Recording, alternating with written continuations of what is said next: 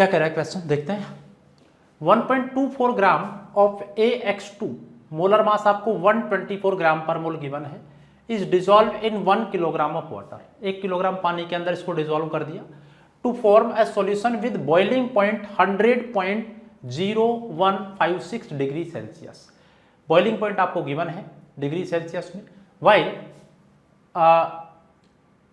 While है, सही कर लेते हैं थोड़ा सा। वाइल 25.4 ग्राम, ये भी ग्राम है, ये ग्राम है, 25.4 gram of AY2 molar mass इसका 250 ग्राम पर मोल गिवन है इन 2 kilogram of water constitutes a solution with a boiling point 100.0260 degree Celsius. KbH2O के लिए आपको गिवन है। कौन सा करेक्ट ऑप्शन है? ये बोल रहा है कि AX2 और AY2 दोनों कंप्लीटली अनायनाइज है कि दोनों फुली आयनाइज है। AX2 कंप्लीटली अनायनाइज है, AY2 फुली आयनाइज है। AX2 फुली आयनाइज है, AY2 कंप्लीट। ठीक है, ये आपको इंफॉर्मेशन इनसे निकालनी है। अच्छा देखें, आप जानते हैं कि del T B equal to I into K B into molality.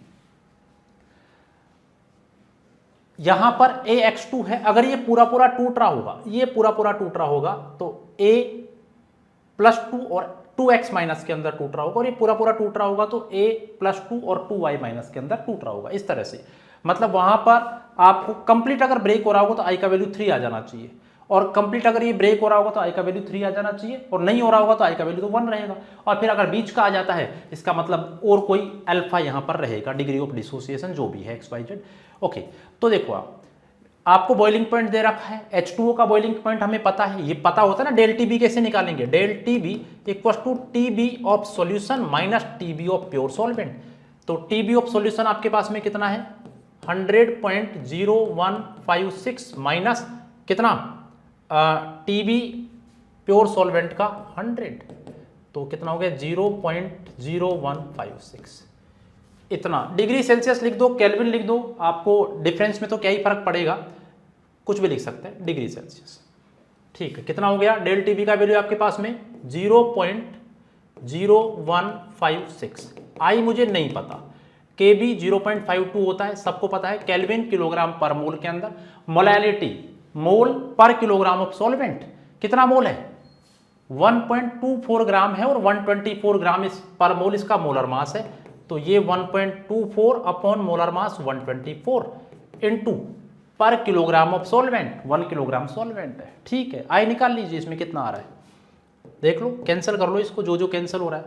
Decimal point को हटा रहा हूं मैं यहां से, 100 लिख रहा हूं नीचे, आसानी के लिए लिख रहे हैं और क्या है, ताकि ये कैंसिल हो गया। इसको उधर मल्टीप्लाई कर देते हैं, इसको उधर 100 को अगर उधर मल्टीप्लाई करेंगे आप तो कितना हो गया? 1.56। ये हो गया 1.56, यहाँ पे डेसिमल पॉइंट है, ध्यान रहे। ये हो गया 1.56, मतलब आई इक्वल टू कितना आ गया आपका? 1.56 अपॉन 0.52। 3 आ रहा है यार वैल्यू, 3 2 6 5 3 15, बिल्कुल एग्जैक्टली 3 आ रहा है आई का वैल्यू। नहीं, आप अल्फा भी पता कर सकते हो, उसमें कोई दिक्कत नहीं है। अल्फा क्या होगा? I minus 1 upon N minus 1, यही होगा। I कितना है यहाँ पे? 3 माइनस 1 अपॉन N कितना है? इंटू 100 कर लेना। N कितना है? ये 2 और 1 3 के अंदर टूटेगा, पर मोल है। AX2O 3 आयोन्स के अंदर ब्रेक हो रहा है, 3 माइनस 1 इंटू 100, कितना आ गया? 2/2, 100%। देख लो, पूरा पूरा आयनाइज हो गया। AX2 पूरी तरह से आयनाइज हो रहा है। एक इंफॉर्मेशन आपके पास में आ चुकी है। नेक्स्ट इंफॉर्मेशन पे आइए, क्या कह रहा है? AY2, ये तो AX2 की बात थी भी, AX2 पूरा पूरा आयनाइज हो रहा है। AY2 पर आता है, चलो AY2 में भी सेम ही काम करना है, डेल TB निकाल लेंगे। डेल TB कितना आ गया भाई? 0 डायरेक्ट लिख रहा हूं मैं, 0.0260 डिग्री सेल्सियस लिखो, केल्विन आपकी मर्जी है। नेक्स्ट आइए, तो del TB equal to I into, अब तो वैल्यू लिखता हूं यार, 0.0260 equal to I into KB 0.52 into molality. Mole कितना है? 25.4 ग्राम। 25.4 ग्राम अपॉन 254 इंटू, ये मोल हो गए पर 2 किलोग्राम सॉल्वेंट है। ये लो, इसको भी सॉल्व करना पड़ेगा यहाँ पे, और इसको अगर आप सॉल्व करेंगे तो देख लेते हैं क्या होता है। देखिएगा, मैं डेसिमल पॉइंट को हटा रहा हूँ, इंटू 10 कर रहा हूँ। ये नहीं 250 था ना यार, 250 है, ठीक है, पूरा पूरा कैंसिल नहीं होगा ये 250 रहने दो। वैसे तो लगभग कैंसिल करना पड़ेगा तभी वैल्यू बन पाएगी, पर एक बार के लिए 250 रहने दो, ठीक है।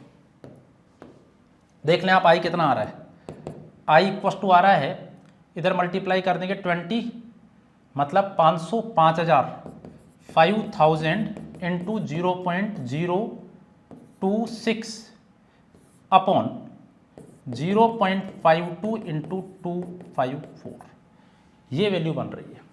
पूरे को आप सॉल्व करेंगे यहाँ पे, और सॉल्व करने के बाद में आई का वैल्यू है ना, वो लगभग 1 के आसपास बनेगा। देखो यहाँ पर 0.5 से अगर मैंने मल्टीप्लाई किया 254 को, लगभग 0.5 से कर रहा हूँ मैं, तो ये फिर मैंने 254 लिखा है, ठीक है 254, हाँ सही लिखा है, ठीक है 254 लिखा है।